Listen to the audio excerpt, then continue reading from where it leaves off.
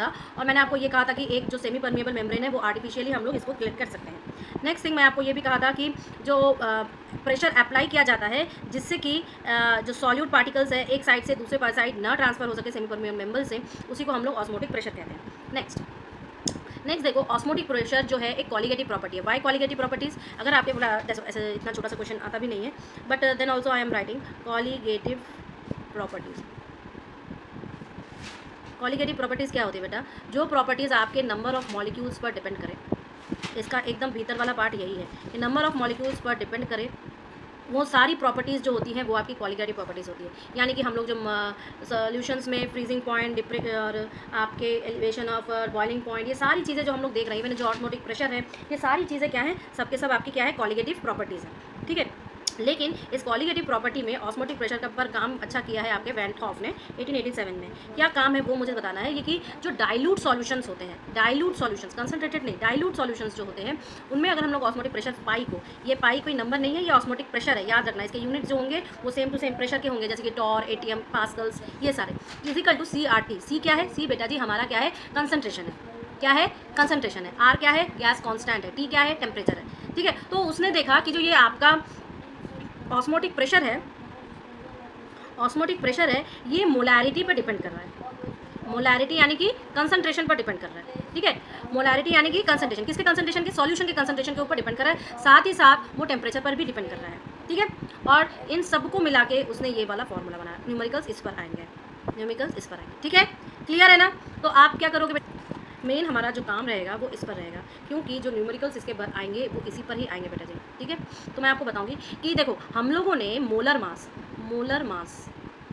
एक बात बताओ, depression in the freezing point से भी किया है, डेल्टा TF से भी किया है, और डेल्टा TB से भी निकाला है, यूज़ करके, फॉर्मूला यूज़ करके निकाला है ना। अब हम लोग ये जो मोलर मास है ऑस्मोटिक प्रेशर से भी निकालेंगे। क्यों निकाल पाएंगे? Why this things are easy. ये मोलैलिटी पर डिपेंड कर रहा है और ये वाला मोलैरिटी पर डिपेंड कर रहा है। ये दोनों किस पर डिपेंड कर रहे थे? मोलैलिटी पे डिपेंड कर रहे थे, और जो आपका ऑस्मोटिक प्रेशर है वो मोलैरिटी पे डिपेंड कर रहा है। तो जब कुल मिला के नंबर ऑफ मोल्स पे डिपेंड कर रहे हैं, और जब नंबर ऑफ मोल्स पे डिपेंड कर रहे हैं दैट मीन्स कि हम इजीली मॉलिक्यूलर मास निकाल सकते हैं, जस्ट फार्मूला बैठा के।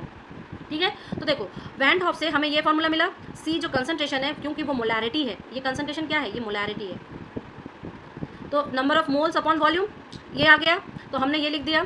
ठीक है, इंटू RT यहाँ से। अब देखो तो pi V is equal to NRT, pi V is equal to NRT, ये उसने फार्मूला बोल दिया डाइल्यूट सॉल्यूशंस के लिए। अब देखो नंबर ऑफ मोल्स क्या होता है, WB upon molecular mass.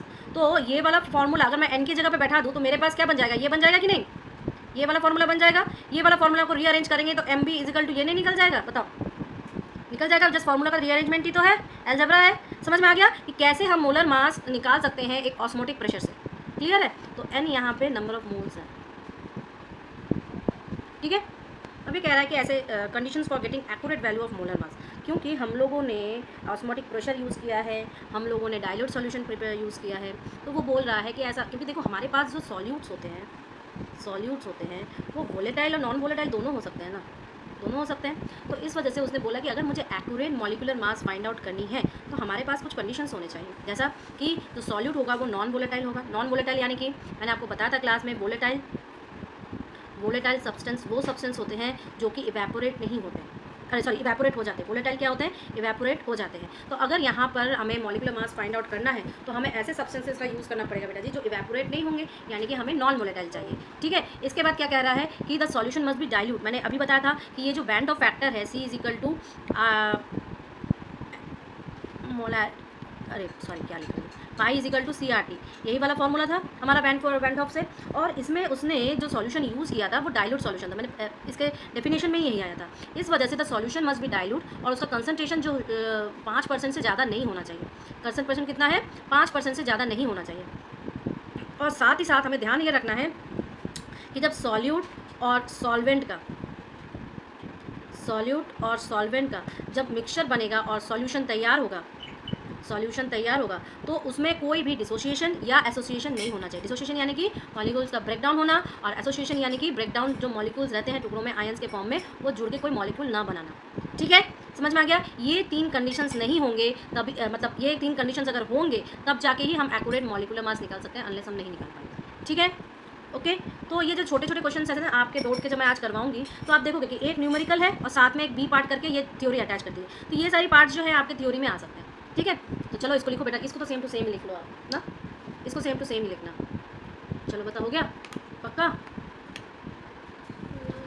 3 conditions क्या क्या लिखे बताओ तो जरा सा। 3 कंडीशंस क्या क्या लिखे बताओ। 3 कंडीशंस क्या क्या लिखे बताओ।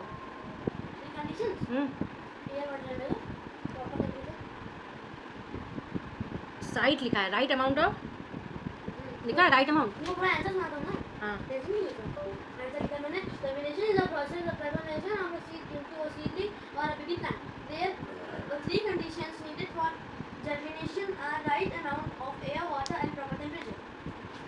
चलो फुल वाला याद करना स्टार्ट कर दो। क्यों अभी तुम कौन सा घास काटने जाना है तुम्हारे खुद के खेत में? मतलब शाम अभी क्यों करूँ? आज तो बस पीऊंगा। हिला मत छोड़ा प्लीज़, हिलाओ मत। देखो हिलाने से ना ये आ जाता है और बहुत दिक्कत होता है उसके बाद मुझे। मच गए लो।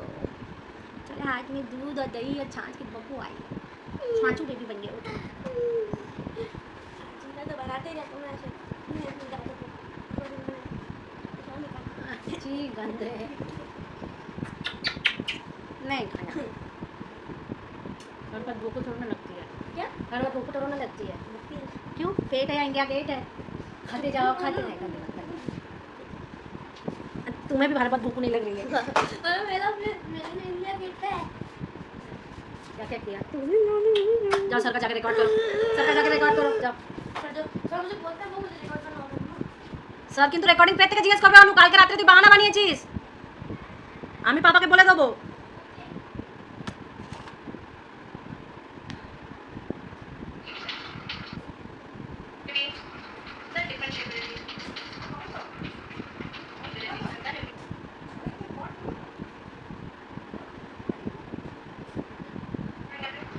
तो इसमें मुझे एक चीज़ बतानी है कि जब ऐसे सॉल्यूशंस हैं जिनका ऑस्मोटिक प्रेशर सेम टेम्परेचर पर, ठीक है, सेम रहता है, तो उसे हम लोग आइसोटोनिक या आइसोमोटिक सॉल्यूशंस कहते हैं। मतलब समझ में आ रहा है कि हमारे पास मान लो दो सॉल्यूशंस हैं, एक ए और एक बी, ठीक है, इसका ऑस्मोटिक प्रेशर पाई आया, इसका ऑस्मोटिक प्रेशर पाई आया, तो इन दोनों सॉल्यूशंस को हम क्या कहेंगे? आइसोटोनिक। आइसोटोनिक सॉल्यूशंस के बारे में प्रीवियस ईयर के क्वेश्चन में पूछा भी है, प्लस उसका कैलकुलेशन भी पूछा है। आइसोटोनिक कहते हैं या आइसोमोटिक सॉल्यूशंस कहते हैं। याद रखना, दोनों ही नाम याद रखना, पता नहीं कब बुद्धि फिर जाए और आइसोटोनिक की जगह आपको ये नाम लिख के रखते हैं, तो आपको दोनों ही नाम याद रखने हैं। इसका मतलब क्या? दोनों का ही पाई इजिकल, आपका जो पाई इजिकल टू CRT है, दोनों ही सेम होगा एट पर्टिकुलर टेम्परेचर। यहाँ पर टेम्परेचर सेम होना चाहिए at particular temperature T। Clear है? तो जब ऐसी सिचुएशन आ जाएगी तो देखो ये सेम है, ये तो आपका सेम रहेगा क्योंकि ये कांस्टेंट है, ये सेम है, तो बचा ये भी सेम रहेगा, यानी कि दोनों के पास इक्विमोलर कंसंट्रेशंस रहेगा। तो कुल मिला के हमने कंक्लूजन क्या ड्रॉ किया कि जितने भी आइसोटोनिक सॉल्यूशंस होते हैं बेटा, उनका क्या होता है? मोलैरिटी या इक्विमोलर कंसंट्रेशन बोलो, वे इक्विमोलर कंसंट्रेशन वाले होते हैं, कंसंट्रेशन या उनकी मोलैरिटी सेम होती है, मोलैरिटी सेम होती है। अब वो जैसे भी एडजस्ट करें उनकी मोलैरिटी सेम होगी। समझ में आ गया? तो इसको लिखिए, थोड़ा इसको लिखिए बेटा जी।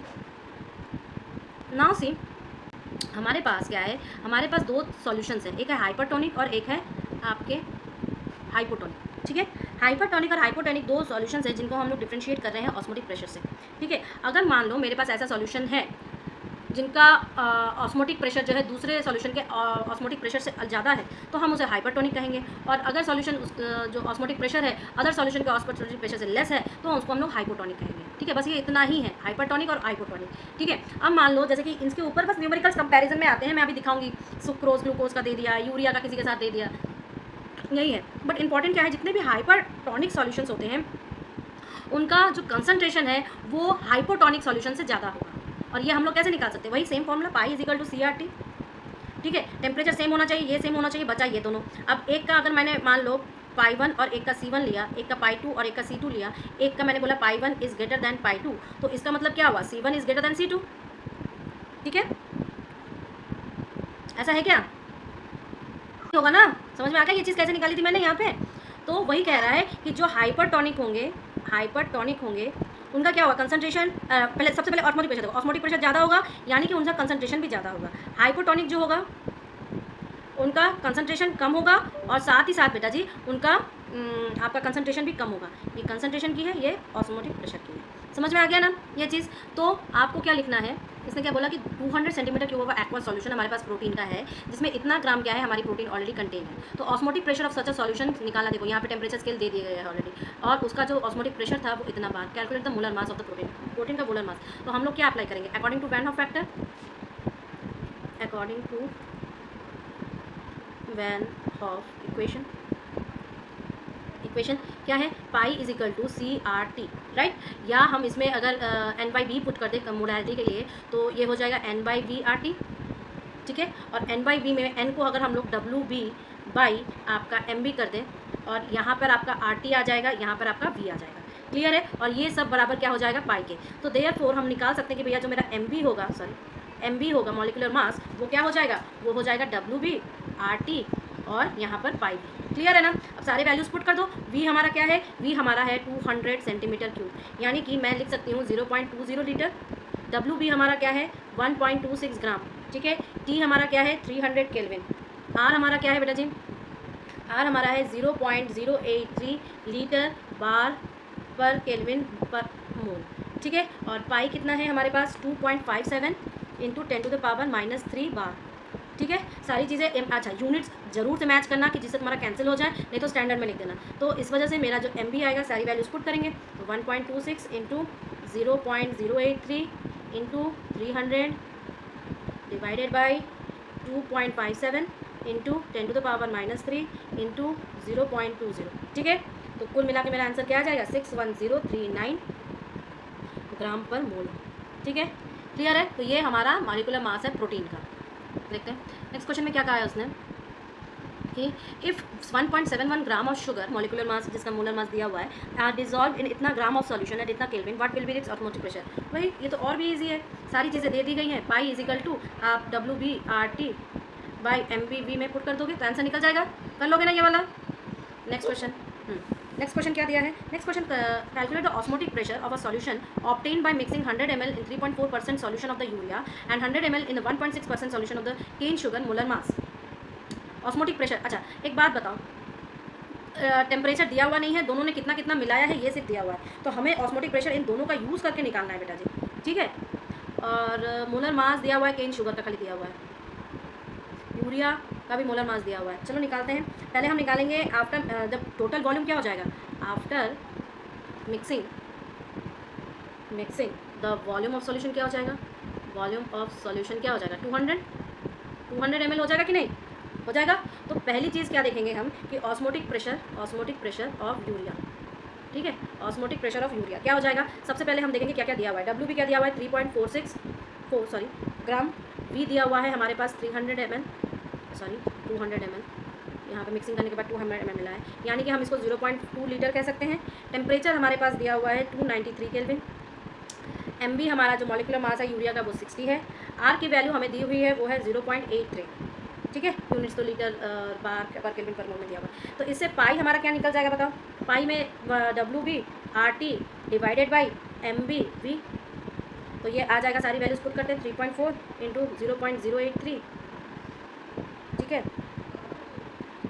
और इंटू 293 अपॉन 60 इंटू 0.2, ठीक है, ये 083 है, ठीक है। क्लियर? तो ये लगभग आ जाएगा हमारा 6.89 बार। क्लियर? अब हम दूसरे कलर के पेन से लिख रहे हैं। हम कहेंगे कि अब osmotic pressure of cane sugar देखते हैं, osmotic pressure of cane sugar, ठीक है। केन शुगर का अगर हम देखें तो क्या हो जाएगा, देखो केन शुगर वाले के लिए WB हो जाएगा हमारा 16 ग्राम, अरे सॉरी 1.6 ग्राम है।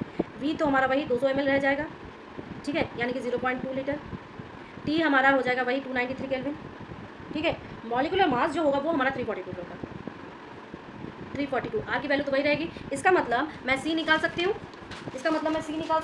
और C की वैल्यू क्या आएगी, इसमें सारी चीज़ें पुट कर दूँगी, सॉरी पाई निकाल सकती हूँ, पाई की वैल्यू क्या आएगी, सारी चीज़ें पुट कर दूँगी, तो 1.6 इंटू 0.083 इंटू 293 डिवाइडेड बाई आपका 342 इंटू 0.2, तो लगभग ये वैल्यू आ जाएगी 0.57 बार, ठीक है। दोनों में आपका अप्रॉक्सीमेट प्रेशर आ गया। अब दोनों ने अपना अपना आपका डाइल्यूट सॉल्यूशन है, दोनों गैसें हैं, दोनों गैस जब अपना ऑस्मोटिक प्रेशर देंगी तो ये टोटल ऑस्मोटिक प्रेशर क्या हो जाएगा, टोटल टोटल बेटा जी हो जाएगा osmotic pressure of 1 plus osmotic pressure of 2, दोनों जन का, दोनों सॉल्यूशन का, यूरिया का भी और केन शुगर का भी, ठीक है। और ये किस लॉ से होगा, तो Dalton's law of partial pressure, ये लॉ मैं बता दे रही हूँ, Dalton's law of partial pressure of gases,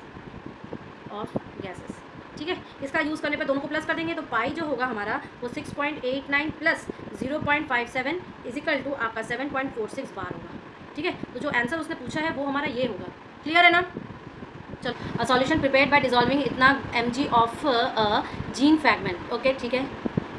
और इन 35 ml of water has osmotic pressure दिया हुआ है टॉर में, टेम्परेचर भी 25 डिग्री सेल्सियस दिया है। Assuming the gene fragment is non electrolyte, determine the molar मास। अब देखो जितने भी क्वेश्चंस मैं करती हूँ ना इसमें आपको, चाहे ऑर्गेनिक में हो चाहे इनऑर्गेनिक में, ये तो आपके 12th क्लास के कॉम्पिटेंसी बेस्ड है ही, साथ ही साथ आपके अगर जो एडमिशन्स होंगे ना CUET वाले हो जाए या इधर वाले हो जाए, या आपके जितने भी मैं मोलर के करवाती हूँ ना, वो सारे नीट और IIT के क्वेश्चन भी वैसे ही आते हैं, ठीक है। सो इन सबका अच्छे से नोट्स बना के रखना है।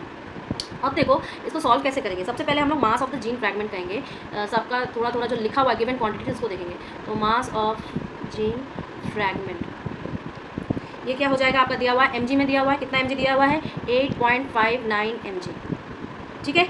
यानी कि मैं ये कह सकती हूँ भाई कि 8.95 इंटू 10⁻³ ग्राम, क्लियर है।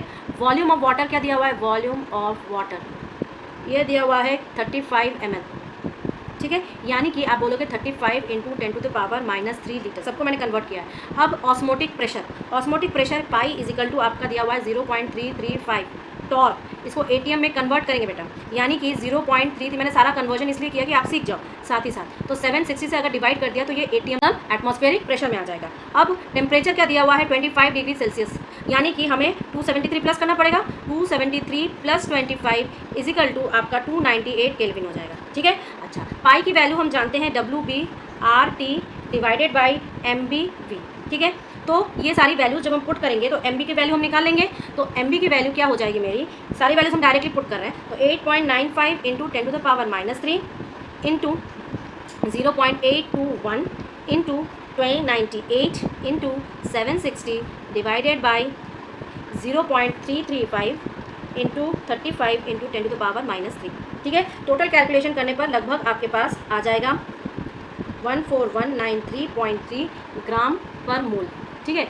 और अगर इसको साइंटिफिक नोटेशन में लिखना चाहे तो ये 1.42 इंटू 10⁴ ग्राम पर मोल, ठीक है। ये वाला क्वेश्चन मैंने इसलिए लिया है क्योंकि इसमें मैं टॉर से आपके ATM में कन्वर्ट भी कराऊंगी और सारे कन्वर्जन करके कैसे क्वेश्चन सॉल्व करना है ये दिखाएंगे, ठीक है।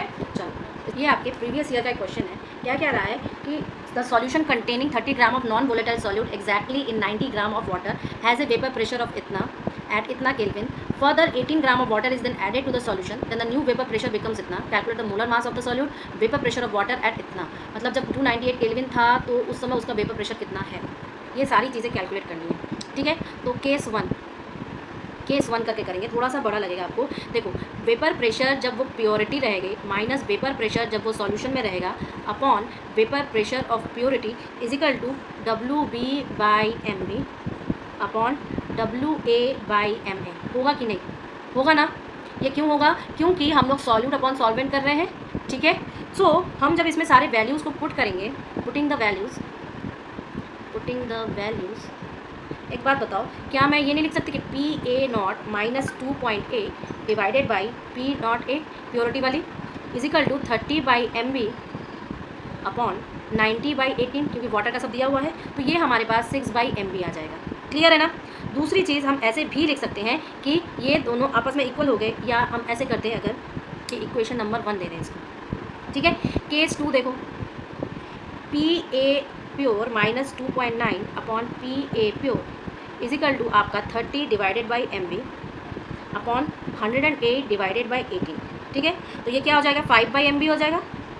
दूसरा क्वेश्चन दे दें इसको अगर, ठीक है। तो हम एक 1 को 2 से अगर डिवाइड करते तो हम कहेंगे भैया डिवाइडिंग 1/2, तो क्या हो जाएगा हमारे पास PA0 -2.8 divided by PA0 -2.9 is equal to 6/5 आ जाएगा। अब ये लीनियर इक्वेशन है, PA प्योरिटी वाले के फॉर्म में लीनियर इक्वेशन है। इस लीनियर इक्वेशन को सॉल्व करेंगे, ये एक लीनियर इक्वेशन था। तो लीनियर इक्वेशन क्या था आपके पास, देखो था क्या, P A not minus 2.8 upon P A not minus 2.9 is equal to 6/5। इसको सॉल्व करो, सॉल्व करने पर आपके पास पी ए नॉट जो आ रहा है वो लगभग 3.4 किलो पास्कल आ रहा है। ठीक है, ये आ गया। अब इस पी ए की वैल्यू को जब हम इक्वेशन नंबर 1 पे सब्सटीट्यूट करेंगे, substituting this P A not value in equation number 1 we get, क्या हो जाएगा बताओ, 3.4 minus 2.8 divided by 3.4 is equal to 6/mv। तो क्या मैं इससे mv इजिकल टू नहीं निकाल सकती, 34 ग्राम पर मोल निकाल सकती हूँ ना, निकाल सकती हूँ। ठीक है, अब देखो दूसरा पार्ट क्या पूछ रहा है, aquatic species are more comfortable in cold water than hot water. देखो मैंने ये आपसे पूछा भी था और मैंने जस्ट अभी थोड़ी देर पहले भी ये कहा था कि न्यूमेरिकल के साथ ये आपका देंगे ही देंगे। ठीक है, न्यूमेरिकल के साथ देंगे। तो हम कहेंगे कि भाई सॉलिबिलिटी ऑफ ऑक्सीजन के कारण है, सॉलिबिलिटी ऑफ ऑक्सीजन के कारण है, तो मैं इसका आंसर भी यहीं पे लिख दे रही हूँ। आप बोलना कि बी पार्ट का first, solubility of oxygen in water is more, solubility of oxygen in water is more in cold water, cold water क्यों, क्योंकि कोल्ड वाटर का टेम्परेचर कितना है, लोअर टेम्परेचर है, लो टेम्परेचर है। ठीक है, than hot water, than hot water, hot water यानी कि हाई टेम्परेचर, हाई टेम्परेचर। ठीक है, और दूसरा क्या पूछा है, 10 ml of liquid A was mixed with 10 ml of liquid B. The volume of the resulting solution decreases to 19.8 ml. अब बताओ 10 + 10 20 होना चाहिए, बट ये 20 ना होकर 19.8 यानी कि 0.2 ml घटा हुआ है। तो इस घटे हुए का कारण क्या लिख सकते हैं, घटे हुए का कारण क्या लिख सकते हैं, तो हम लिखेंगे भैया कि यहाँ पर जो है इंटरमॉलिक्यूलर अट्रैक्शन बढ़ गए हैं, जिसके वजह से जो AB का जो फॉर्म है वो वॉल्यूम घट गया। यही होगा किसका कारण, तो मैं कारण भी लिख दे रही हूँ आपके लिए कि दिस हैपन्स बिकॉज आपका increase in intermolecular interaction between A B. ठीक है, इन कंपैरिजन टू ए और बी। ठीक है, समझ में आ गया। इस वजह से ये 10 10 20 ना होके 19.8 हो गया है। ठीक है।